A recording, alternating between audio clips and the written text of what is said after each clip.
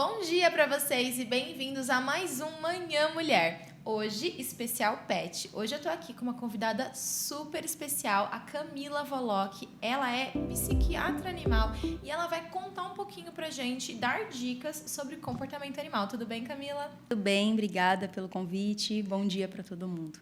Bom, Camila, conta um pouquinho sobre você, sobre essa profissão que eu fiquei sabendo que não é tão comum. Eu confesso que eu não sabia que existia psiquiatria animal dentro da veterinária. Eu tô super surpresa e tô super curiosa para saber onde que essa área atua, como que funciona e como a gente pode entender um pouquinho melhor aí a psiquiatria dos nossos pets. De fato, é uma área super nova, né, dentro da medicina veterinária. A gente sabe que até uns 60, 70 anos atrás, a gente não considerava a saúde mental desses indivíduos, né? E hoje a gente sabe que ela é tão importante quanto a saúde física. Então, a psiquiatria veterinária aborda essas questões emocionais, mentais, comportamentais, cognitivas, né? Então, acho que é mais ou menos por esse caminho. Nossa, eu acho que essa palavra saúde mental para os animais é uma coisa muito assim nova, porque não se ouvia falar sobre isso antigamente, né? Não se ouvia. Apesar de ser nova, é muito importante, né? Então, a gente entende hoje que não existe falar de saúde se a gente não falar também da saúde mental, da saúde emocional, assim como com a gente, né? E a gente sabe, inclusive, que a saúde mental, ela compromete os outros sistemas, assim como, né, acontece com a gente. Então, pessoas, né, com altos níveis de estresse apresentam, por exemplo, gastrite, gastroenterite, né? Mesma coisa acontece com eles. Então, animais que acabam apresentando vômitos recorrentes, diarreia recorrente, a gente vai lá, a gente trata esse vômito, trata essa diarreia, né, esse sintoma, mas se a gente não abordar a causa, que muitas vezes é emocional, essa condição vai continuar se repetindo. Então, né? Os pets, eles têm problemas emocionais igual a gente? Igual a gente. Óbvio que os diagnósticos mudam um pouquinho, né? Então, não exatamente os mesmos diagnósticos psiquiátricos que a gente tem na medicina humana, a gente tem na veterinária, mas é mais ou menos por esse caminho. Olha só. E falando sobre a questão psiquiatria, quais são os principais distúrbios psiquiátricos, psicológicos que a gente tem aí nos pets? É parecido com a gente? É totalmente diferente? Acho que essa é uma dúvida que o pessoal de casa aí deve estar se perguntando. É um pouquinho parecido, sim. Né? Então, a gente tem, por exemplo, distúrbios de agressividade. Né? A agressividade, a gente trabalha ela em mais ou menos uns 12 tipos, umas 12 causas diferentes, com tratamentos diferentes. A gente tem pets com muita ansiedade, né? Extremamente ansiosos. A gente tem a antiga ansiedade por separação. Hoje a gente chama de problemas relacionados à separação. Então, aquele cãozinho, geralmente, acontece em gatos também, mas é mais comum em cães, que não conseguem ficar sozinhos bem, né? Eles ficam sozinhos, mas desesperados. Então, a gente tem esse diagnóstico isso é uma questão muito psicológica, evidente. então, do animal e tem tratamento? Tem tratamento, né? Então, antes a gente relacionava esse estresse de estar sozinho unicamente com a ansiedade, por isso a ansiedade por separação. Hoje a gente sabe que ele pode se desesperar por ficar sozinho, sentindo medo, estando nessa situação, frustração, né? Então, problemas relacionados à separação. Mas são cães que, em regra, não ficam bem quando na ausência da figura humana de referência. Né? A gente tem também diagnósticos de medos e fobias. Então, aqueles animais que têm medo de chuva, muito comum, de fogos, muito comum, de barulhos específicos, né? Às vezes de uma moto que estoura escapamento, de um ônibus num passeio, medo de outros animais. Né? Então, aquele cão que no passeio é muito reativo, o passeio inteiro ele fica latindo para tudo. O que é isso? Né? Por que ele está tendo esse comportamento? Muitas vezes é medo. Né? A gente tem também a coprofagia, a gente chama assim tecnicamente, mas é aquele indivíduo que ingere fezes, né? O cocô dele mesmo ou dos outros animais que convivem ali. A gente tem os comportamentos compulsivos, né? Então, aquele cãozinho, aquele gatinho que se lambe demais, tanto que chega a machucar, chega a lesionar, chega a arrancar pelo. Não necessariamente é um problema na pele, às vezes é um problema psicológico. Exatamente. Né? Então, entender que pode ser que a gente trate o sintoma dermatologicamente falando, mas muitas vezes a causa, a base do problema é emocional. É o estresse, é a ansiedade, é o medo. Né? Então, é importante a gente reconhecer tudo isso. E essa questão do medo, às vezes eu acompanho muitos protetores, pessoal que resgata animais, e a gente vê que às vezes os animaizinhos eles sofrem algum tipo de abuso e eles têm algum medo relacionado ao tipo de abuso que sofreu. Necessariamente vai estar relacionado a isso? Ou o animal ele pode desenvolver aí um medo, um distúrbio do nada? Não, sempre tem uma causa. Costumo dizer que todo estímulo é uma frase meio complexa, mas veja se faz sentido. todo estímulo é neutro, Certo. até que ele deixe de ser neutro.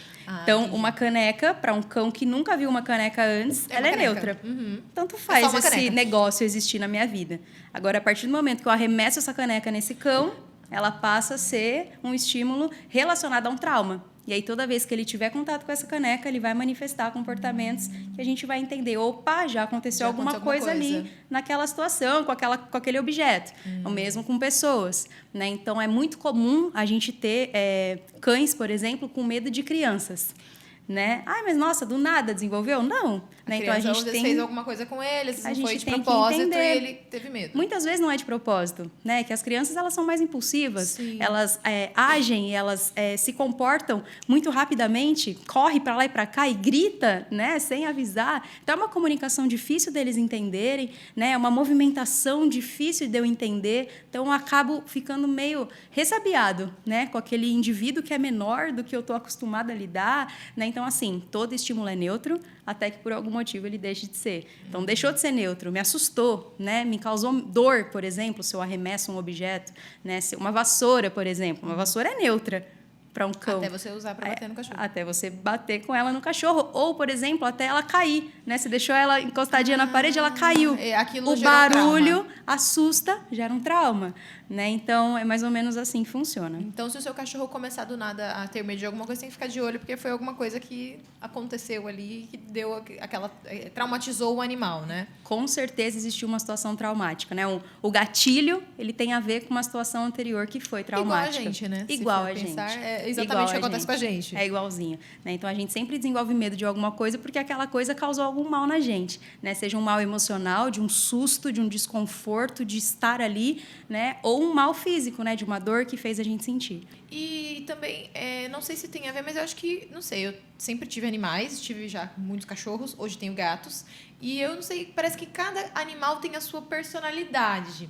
Então, falando um pouco em questão das crianças mesmo, eu já tive vários cachorros, tive cachorros de raça, cachorros vira-latinhas, e eu percebo que algumas raças de cachorro não gostam muito de crianças, e meio que é deles, assim, tipo, não é porque aconteceu alguma coisa, mas eles são meio assim.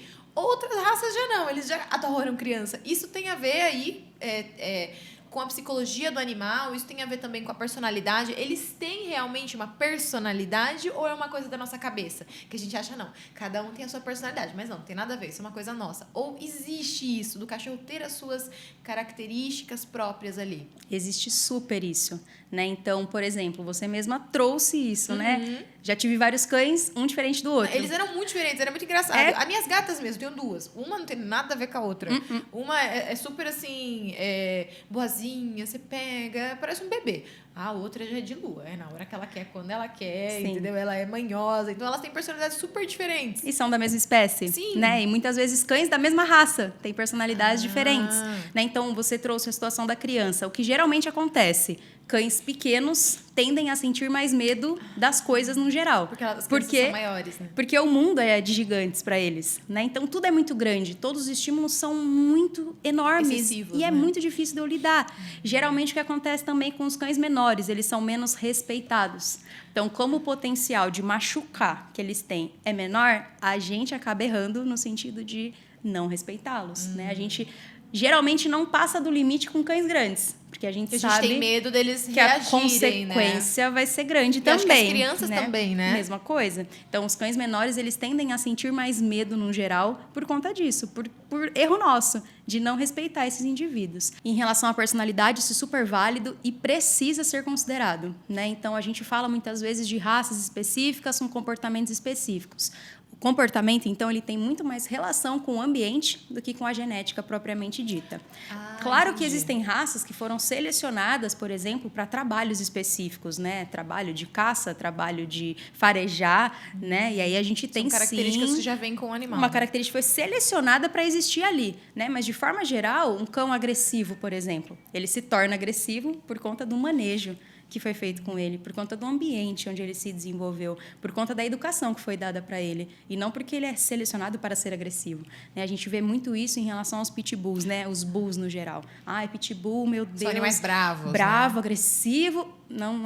Não existe essa relação propriamente dita. O que tem é um cão grande, que muitas vezes é treinado para proteção, para ser agressivo em relação a proteger um lugar, um território, né? E aí, poxa vida, ele foi agressivo? Tá, mas ele foi treinado para ser agressivo. Sim, ele foi né? condicionado a isso, Ele foi condicionado, e a gente não conseguiu determinar até que ponto ele pode ser agressivo. Eu quero que você seja agressivo, mas até aqui. Não, mas espera, não existe esse entendimento por parte do cão, né? Então, entender que muitas vezes a gente trazer uma raça com um estereótipo desses é muito prejudicial para aquele indivíduo, que muitas vezes não é agressivo e acaba sofrendo algumas consequências por a gente pensar que talvez ele seja, né? Ou que talvez ele tenha atacado uma pessoa porque ele é malvado, porque ele fez de propósito, porque ele é um cão mau e ruim, meu Deus, vamos eutanasiar. Não, mas espera, onde esse cão vivia? Por que ele fez isso? Como foi a educação desse cão? Será que ele não foi treinado com metodologia aversiva? Né? Será que ele não foi treinado sendo punido? Né? Então, assim, existe personalidade e ela é muito mais relacionada à criação do que à genética propriamente dita. E o animal, quando ele ataca, geralmente é por medo, não? Muitas vezes, a grande maioria das vezes. Medo, dor e desconforto, né? É o top 3, né, dos ataques, das justificativas dos ataques. Né? Então, entender por que isso aconteceu antes de querer tomar alguma, né, decisão em relação a isso. E se o animal, por exemplo, se você adotou um animal, percebeu que ele é um animal agressivo, isso tem um tratamento. Porque às vezes a pessoa fica com medo, acaba devolvendo esse animal de volta para o abrigo, sem nem saber que poderia, de repente, ter ali um adestramento ou um tratamento psicológico para esse animal se condicionar a ser um animal mais dócil. Exato. Tem como fazer isso? Tem super como fazer isso. Né? Inclusive, a gente vê muito, é um relato muito comum, né, que animais de abrigo sejam devolvidos.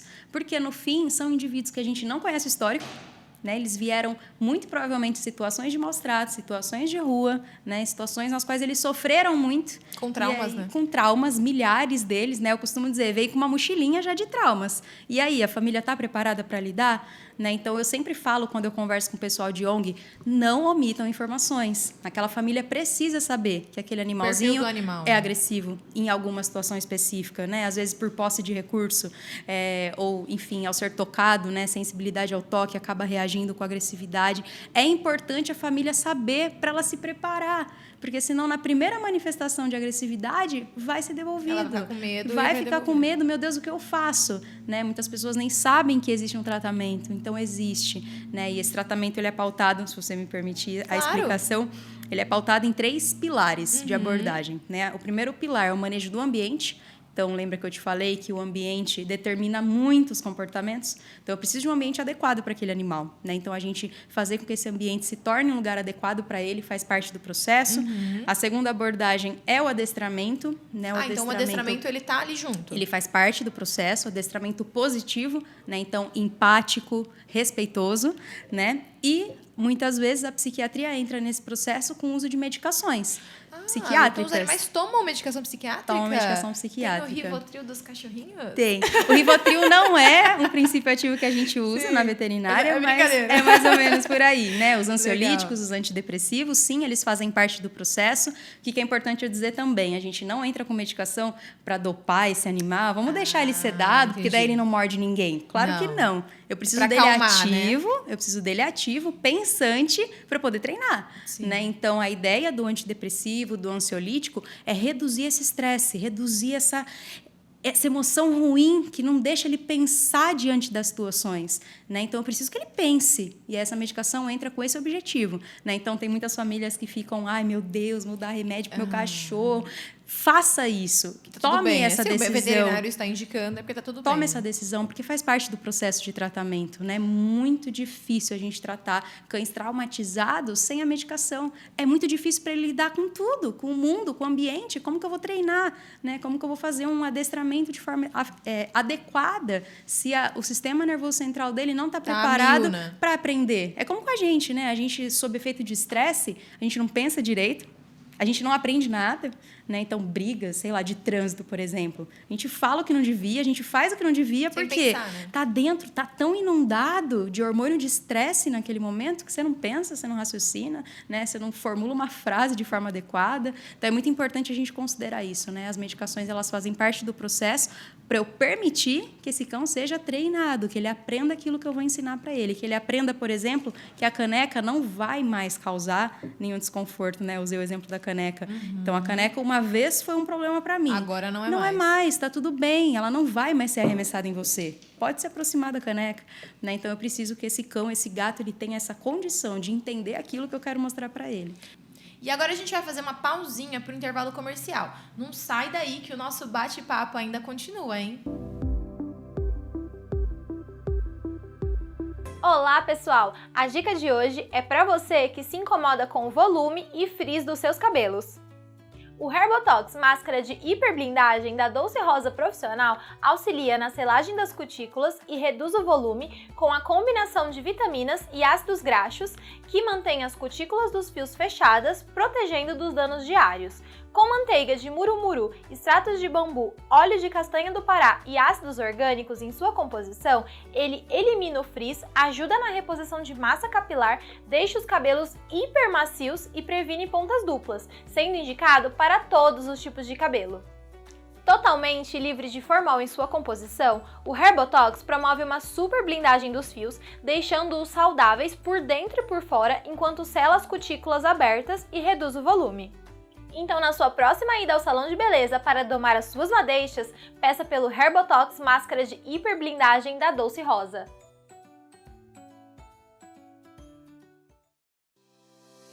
Essa é a Baronesa Beauty Studio, um salão completo para você cuidar de sua beleza em um ambiente descontraído e aconchegante, longe dos problemas e da correria do dia a dia. Estamos próximos ao centro de Valinhos, na Rua Americana 892.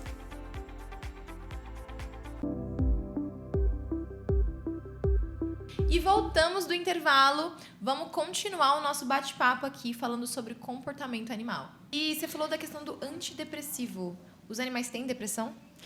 Existe isso no mundo dos pets ou isso é uma coisa nossa? É um diagnóstico parecido, né? Ah. Existe um diagnóstico parecido com a depressão, né? Então, é possível, sim, a gente ter cães que abaixam as suas atividades diárias, né? Ficam mais apáticos, com menos vontade, com menos motivação para brincar, para comer, para realizar as atividades normais. Por alguma razão. Né? Por alguma razão, que pode ser, sim, uma perda, né? A gente já tem estudos que mostram isso. Pode ser uma mudança de ambiente, né? Pode ser uma situação traumática, né? Então, existe sim algumas manifestações que parecem com a depressão dos humanos. Né? Esse cãozinho fica menos ativo. Né? E falando dessa questão da comparação com os humanos, eu acho que hoje os nossos pets, eles praticamente se tornam da nossa família, né? Então, muitas pessoas transformam os seus pets como se fossem seus filhos. Às vezes a pessoa não tem filhos e o animalzinho ela acaba sendo ali o filho daquela pessoa. Até que ponto essa humanização dos animais é normal e é saudável? E quando que chega assim num limite que talvez seja prejudicial para o próprio pet? Então, a gente fala muito, né, sobre a humanização e a gente pensa em cães ou gatos com roupinhas, né, com acessórios, que tomam banho, que passeiam no shopping, carrinho, né, de levar no shopping. Tudo isso não é um problema se esse indivíduo não tiver medo dessas coisas, se essas coisas não deixarem ele desconfortável. Se o animal está confortável com aquilo. Se ele foi habituado a usar uma roupinha, se a roupinha não muda nada na vida dele, Tudo não bem. tem um problema. Ah, festa de aniversário, meu Deus, que absurdo. Peraí, vamos ver. Como é essa festa de aniversário? É um bolinho que você comprou específico para pet, você, sua família, pessoas que ele já conhece? Ou é uma festa de 50 pessoas que vão cantar parabéns e bater palma e esse cão é reativo em relação a palmas? Né? Então, acho que é mais nesse sentido. Aquela situação, aquilo que eu estou promovendo, está fazendo bem para ele ou mal para ele? Porque, no fim, faz bem para a gente. Né? A gente Eles não quer... entendem muito isso, Eles né? não entendem nada disso, né, na real. Mas a gente gosta de promover Eles e tá sabem, tudo o que essa bem. humana tá fazendo, exato. botando esse monte de roupa, cantando parabéns. Que é isso? O que é um bolo, né? A gente sabe o que é um bolo. Então, assim, não tem um problema. A gente pode fazer, mesmo que eles não entendam dessa forma humana. Né? Agora, a humanização, ela começa a ser problemática quando, por exemplo, eu digo que o meu cachorro é pirracento ou ciumento. Os ou cachorros que não ele são ciumentos? não são ciumentos. Como assim? O ciúme não é uma emoção descrita hoje em cães e gatos. Né? A gente tem alguns estudos que tentaram provar que sim, mas eles tiveram algumas coisas ali no meio do caminho que falam... Falou, opa, não. Não é possível provar ainda. Pode ser que um dia sim. Até aqui, não. Né? Então, é importante a gente considerar a ciência como base para a gente discutir tudo isso.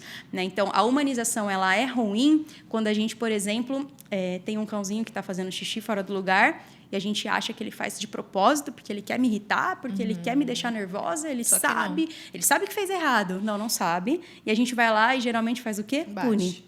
Põe de castigo, bate, pune de várias formas, dá bronca.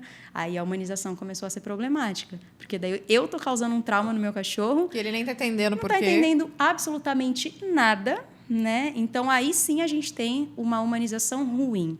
Né? Óbvio, como eu disse, né? Vou repetir. A roupinha, ela não é um problema desde que esse cão esteja habituado a usar roupinha, né? O lacinho de cabelo não é um problema desde que ele esteja habituado. Agora, se ele ficar desesperado para tirar aquilo, aí é um problema também, né? Mas eu acho que é mais nesse sentido, de colocar numa balança. Aquilo está fazendo de bem, está fazendo de fato bem, está fazendo mal, né? Eu acho que é mais por aí que a gente tem que pensar. Não existe uma regra, sabe? Sim. Não existe uma regra. E você falou também da questão de punir, né? Eu acho que antigamente tinha muito esse hábito de se bater nos animais isso era uma forma normal de você educar o animal. Hoje a gente já sabe que não, isso gera traumas nos animais. Eu queria que você falasse um pouquinho sobre isso, que eu acho que é até uma questão de conscientizar as pessoas, que acho que hoje ainda é muito comum. Tem muitas pessoas que educam os animais batendo, né? E que isso é um grande problema e isso pode desencadear vários problemas no animal. Sim, com certeza. É como na educação de filhos, né? Então, é o mesmo sentido, é a mesma lógica. A gente sabe hoje que bater nos filhos não é o melhor caminho, né? Então, a mesma coisa com os animais. A gente tem alguns estudos que falam que a gente consegue comparar o cérebro desses animais domésticos com o cérebro de uma criança de uns 4, 5, 6 anos. É um bebê. É uma criança, né? Você vai bater, você vai punir, né? E muitas vezes, não só bater é punição, dar bronca também gera Gritar, trauma, né? da mesma forma. Gritar gera trauma da mesma forma. O uso de ferramentas que vão no pescoço geram trauma da mesma forma. Ah, mas eu tô enforcando, mas é de levinho, é só um toquinho, é só um tranquinho. Um tranquinho que ele não entende o que significa. Você tá machucando, Ai, mas né? a mãe faz isso. Tá, mas você não é a mãe. A comunicação entre o humano e o cão é completamente diferente da comunicação entre cães. Então, a gente tentar imitar o que a mãe faz com o filhote, não existe isso, né? Tudo isso foi uma teoria que foi criada em 1970, né? 1900 e bolinha, que a gente fala, que não existe mais, foi refutada. Desde 2003, a gente sabe que eles não entendem os nossos comportamentos como sendo comportamentos que outros cães manifestam. Não existe isso, né? Então, punir não é só bater, isso é importante de ficar claro, como conscientização. Punir também é brigar, também é dar bronca, também é gritar, também é usar enforcadores, coleiras de choque, de eletroestimulação, do que quer que seja, né? Aqueles enforcadores com garras. É o melhor meio de se comunicar? Não, é o melhor meio de traumatizar, né? Então, entender esse indivíduo como uma criança. Você usaria uma ferramenta dessa numa criança? Que absurdo usar na criança. E por que usar no animal? Por que usar no animal? Mas é um cão grande, que é agressivo. Tá, mas a gente já viu se ele sente dor? A gente já fez uma análise clínica desse indivíduo. Por que ele é agressivo? Por que ele é agressivo? A gente já pensou em entrar com um antidepressivo para modular esse comportamento? Não, a gente escolheu o enforcador como primeira eleição, né? Mas ele é grande, tá? Mas o cão grande merece ser enforcado e o pequenininho não? Né? Por que a gente faz essa medição dessa maneira? Não é justo, né? Então, acho que não faz mais sentido hoje a gente usar as punições, né? Essa educação punitiva e aversiva para educar nem as crianças e nem os pets. E como educar da maneira certa? Acho que muita gente às vezes está se perguntando, mas e aí, o que eu faço? Porque a gente não aprende isso. Então, Sim. dá algumas dicas aí pro pessoal de casa, como educar o seu cãozinho da maneira certa sem traumatizá-lo. Claro. O que eu faço, né? Eu costumo dizer, podia vir com um manual de instruções, né? Eu acho, seria ótimo. Seria maravilhoso, né? Quando a gente compra o celular, vem lá. Esse botão faz isso, se você clicar aqui, acontece tal coisa, Boa. né? Mas eu acho que é mais nesse sentido, da gente pensar numa educação respeitosa e empática, né? Primeiro, eu tenho que entender o que esse animal é capaz de compreender daquilo que eu estou fazendo. Se ele compreende a punição como algo traumático, eu não vou utilizar, né? Então, a gente usa muito o adestramento, que a gente chama de positivo. Nos adestramentos também, muitas vezes, eles machucam os animais, Machucam, adestradores, né? Ensinam a família a punir, ensinam a família a corrigir. Não existe correção, eles não entendem dessa forma. O que acontece é um trauma. Opa, peraí. Ele fica com medo, né? Exato. Então, eu não vou fazer aquilo porque eu vou apanhar. Claro, eu sou muito inteligente. Então, se eu sei que se eu for puxar num passeio, eu vou tomar um tranco no pescoço, opa, eu nunca mais vou puxar. Resolvi o problema? Em partes. Para a família, talvez sim. Para uma família que não tem essa consciência, você resolveu o problema. Mas e esse indivíduo, né? Se a gente conseguisse colocar ele nessa cadeirinha, entrevistar. E aí, como você está se sentindo depois de ser medo, né? enforcado? Foi bom para você? Você curtiu? Claro que não faz mais isso comigo, por favor. Né? Então, o adestramento positivo é aquele que trabalha com base no bem-estar daquele indivíduo. Né? Então, se você me permite, o bem-estar ele é definido em 5 critérios. Vou tentar ser bem rapidinho aqui. Legal. O primeiro deles, esse cão, esse gato, para ter bem-estar, não pode sentir fome nem sede, não pode sentir dor e nem estar doente, não pode sentir desconforto físico nem mental, não pode sentir estresse, nem ansiedade, nem medo, e ele precisa ter condição de manifestar comportamentos naturais da espécie. Então, o bem-estar é definido por tudo isso que eu falei. Se eu enforco, eu faço ele sentir Dor. Pronto, já não pronto, tem já não bem-estar. tem bem-estar. Se eu grito com ele, se eu arremesso algum objeto, eu faço ele sentir medo. Já não tem bem-estar. Se eu tomo qualquer uma dessas atitudes punitivas, aversivas, no mínimo ele fica estressado, no mínimo ele fica ansioso. São critérios que prejudicam o bem-estar. Né? Então, o adestramento positivo é aquele que não causa dor, não causa medo, não causa desconforto, não causa ansiedade, ensina de forma respeitosa. Né? Então, eu acho que buscar esse tipo de profissional é muito importante. Né? E, assim, a gente fala, o bicho errou? Tá, mas a gente ensinou que era o certo? Né? O que é certo, o que é errado para ele? Não existe. Né? Então, eu acho que o pessoal de casa pode começar por esse caminho. Putz, fez no lugar errado, mas será que eu ensinei direitinho onde é o lugar certo? Talvez agradar o animal quando ele fizer no lugar certo. É isso. Porque ele vai entender que foi bom, então ele vai querer fazer no lugar certo para ganhar mais agrado. Vale a pena fazer no lugar certo, Sim, né? Então, exato. vou fazer mais lá do que no lugar Fazer errado. a psicologia reversa, né? Em vez de punir, Exato. você agrada quando ele fizer o certo. Fez errado? Gente, olha para o céu, faz uma oração. Conta até 10. Um mantra Om, né? Faz um yoga ali e finge que nada aconteceu. Porque, de fato, brigar, punir, ele não vai entender por que aquilo está acontecendo com ele. Né? Eu fiz o xixi ali, mas agora ela está gritando comigo, mas não existe relação para ele entre o xixi que ele fez e a bronca que ele está levando. Então, a bronca Antigamente, o pessoal gratuita. esfregava o focinho do cachorro no xixi, né? Antigamente, não, tá? Ainda o pessoal faz isso? Ainda o pessoal faz isso. Ainda isso é orientado por profissionais. Né? Então, a mesma coisa. Tá, mas por que você está esfregando meu focinho na minha própria urina? Não estou entendendo nada. E aí o cão passa a ter medo do próprio tutor. Né? Você chega em casa, o cãozinho já se enfia embaixo da mesa. Por quê? Porque você está sendo uma referência que não é de segurança, que não é de confiança, é de medo, de sofrimento. Né? Então, pensar tudo isso com essa empatia, de se colocar no lugar. Né? Não fala a nossa língua, não fala. Então, por mais que você converse, explique. Não tá Diz entendendo que nada. eles entendem, tem um número de palavras que os animais são capazes de entender, né? Sim, os fonemas, né?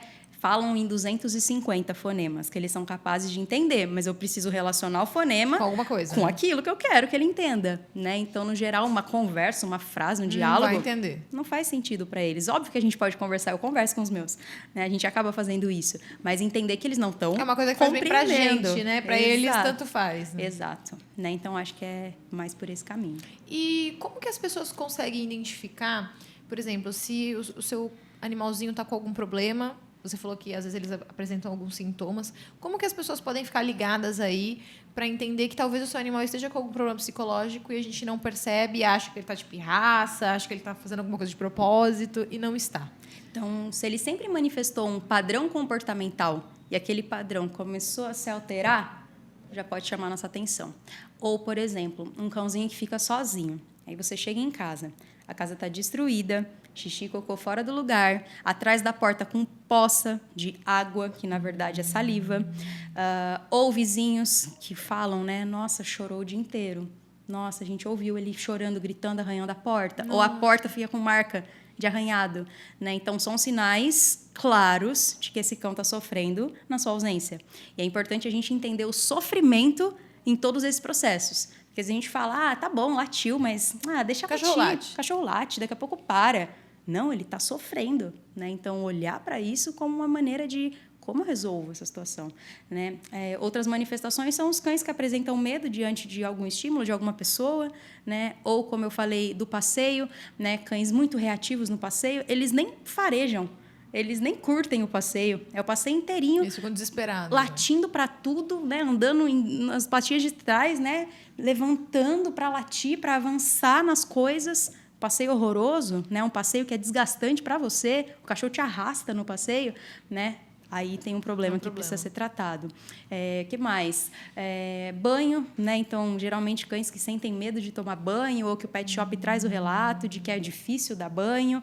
Pô, Ou banho... às vezes tem que ficar de olho no próprio pet shop. Às vezes Também. o cachorro está com medo de tomar banho porque às vezes aconteceu Por que alguma coisa, aconteceu? né? O estímulo é neutro até deixar de ser, né? Então, olhar para esse banho com carinho, né? Eu preciso obrigar, precisa ser uma sessão de tortura? Eu tive um cachorro que eles sedavam no banho. Meu Deus Duas do céu. vezes. Aí eu parei de levar. Uhum. E eles sedavam sem pedir pra gente. Era, a gente teve que sedar porque ele tava muito bravo no banho e a gente Pra tomar sedou. um Eu fiquei, tipo, banho, né? como assim? Sedaram um animal. Sim. Aí ele chegava todo grogue em casa, sabe? Dava até dó. Aí a gente levou uma segunda vez, depois nunca mais. Porque eu falei, como assim? Você sedou o meu animal sem falar comigo? Que perigo! Né? Enfim. Né? Qual a O monitoração, que eles vão fazer né? nesse banho, né? Quem que monitorou os parâmetros desse indivíduo sedado ali no banho? Para que sedar para tomar um banho? O banho é tão importante assim, né? É emergencial tomar um banho, né? Então, se o banho é complicado, eu preciso entender. Está sendo um sofrimento tomar banho. Eu preciso fazer com que deixe de ser um sofrimento. Então, a gente trata esse medo do banho, porque não tem como nunca mais tomar banho. Sim. Vai ter que tomar banho de novo. Ou não tem como não chover mais. Né? Se o cão tem medo de chuva, eu preciso fazer ele deixar de ter medo da chuva, porque a chuva vai continuar acontecendo. Né? Então, acho que olhar para esses sinais, né? Os sinais de agressividade, quando você se aproxima de algum recurso dele, por exemplo, né? Se aproxima da comida, ele rosna. Se aproxima de um brinquedo, ele rosna, te morde muitas vezes. No toque, né? Então, você precisa, sei lá, colocar um colírio ou limpar um ouvido, né? Tratar uma otite com uma medicação, e aí você acaba tocando e ele te morde. Né? Por que está me mordendo? Não é comum, não é o natural. Ele deveria permitir esse contato. Eu sou a tutora, eu respeito, né? Eu sou cuidadosa. Por que está reagindo? Então, às vezes, está sentindo dor naquele local, da otite, né? De um problema clínico que você está tratando. Então, acho que esses são os principais sinais. O cão que passa a rosnar, que passa a te morder em algumas situações. Que não consegue ficar bem sozinho. Então, olhar para o que acontece nesse ambiente. Prestar atenção, quando ficou sozinho. E os gatos? Os gatos são mais na deles, né? E aí, como que você acaba... Porque eles não têm essas reações aí normais dos cachorros. Sim. E aí, às vezes, a gente nem percebe se ele está precisando de alguma coisa diferente, né? Sim. Os principais sinais de gatos, né, com distúrbios emocionais são aqueles que deixam de fazer o xixi na caixinha de areia, na caixinha sanitária. Né? Então, eles são muito condicionados a fazer ali. Passou a fazer em outro lugar, é estranho. Já tem uma coisa acontecendo. E gatos são muito mais sensíveis do que cães em relação a mudanças abruptas. Então, mudança de ambiente, entrada de um novo gato, entrada de um novo cão, chegada de uma outra pessoa naquela família. Né? Então, eles são muito sensíveis a essas alterações. E eles acabam manifestando dessas maneiras. Né? Então, deixando de usar a caixa sanitária ou brigando entre si, quando a gente fala de mais gatos no ambiente, ou sendo agressivos contra os humanos da família, também é bastante evidente gatos apresentarem isso, se lamberem demais, arrancar pelo, ficar lesão ali naquele lugar, uma região sem pelo de tanto que ele está se lambendo. Então, é um fator importante de estresse também. Os gatos, eles tendem a esconder mais, né? Sinais clínicos. Eles não são tão evidentes quanto os cães, né? Não, eles tendem a esconder mais, né? Pelo próprio instinto de ser um predador, né? Não posso ser vulnerável e tudo mais. Mas é importante olhar para essas pequenas alterações. Observar, né? Os animais em Nunca casa. fez isso, começou a fazer. Por quê, né? Ou sempre fez, deixou de fazer. Né? Tanto para um quanto para o outro é importante a gente considerar. Legal. E para as pessoas que te acompanharem, você está em alguma rede social? Como que o pessoal de casa pode te achar? Conta aí, fala um pouquinho aí de onde te encontramos. Hoje eu faço atendimento domiciliar. Né? Então você é daqui de Campinas? Eu sou daqui de Campinas. Legal. Eu atendo Campinas e região. Atendo até um raio de uns 100 quilômetros, né? Chegando legal. Pertinho ali de São Paulo, dá para fazer também o atendimento. Regiões mais distantes, outros estados, outros países. A gente faz a telemedicina, né? O atendimento legal. online. Telemedicina para os pets, muito chique. Muito chique. A gente tem que alcançar todos eles, né? Então, a gente faz também. O pessoal pode me encontrar no Instagram, principalmente. Meu @é Camila Voloch, V-O-L-O-C-H. A gente vai deixar aqui no .vet, né? Então, eu costumo postar bastante curiosidade, alguns vídeos informativos. Legal. Aí lá tem todos os meus contatos, tem meu currículo, né? O pessoal pode conhecer um pouquinho mais do meu trabalho. Legal. Então, acompanhe aí a Camila, sigam ela no Instagram. Vamos deixar aqui também o seu contato, né? Como que o pessoal te encontra. Legal. E muito obrigada por aceitar o nosso convite. Amei o nosso bate-papo, achei super legal. Já aprendi um monte de coisa sobre os pets. E eu espero que o pessoal de casa aí também tenha gostado. gostado. Legal, gente. Obrigada pelo convite, né? Obrigada pela oportunidade de estar aqui. Me acessem, né? Vocês vão ter os meus contatos aí. Tirem dúvidas, me chamem para a gente poder conversar melhor. É isso aí, gente. Sigam a Camila. Um grande beijo para vocês e até o próximo programa.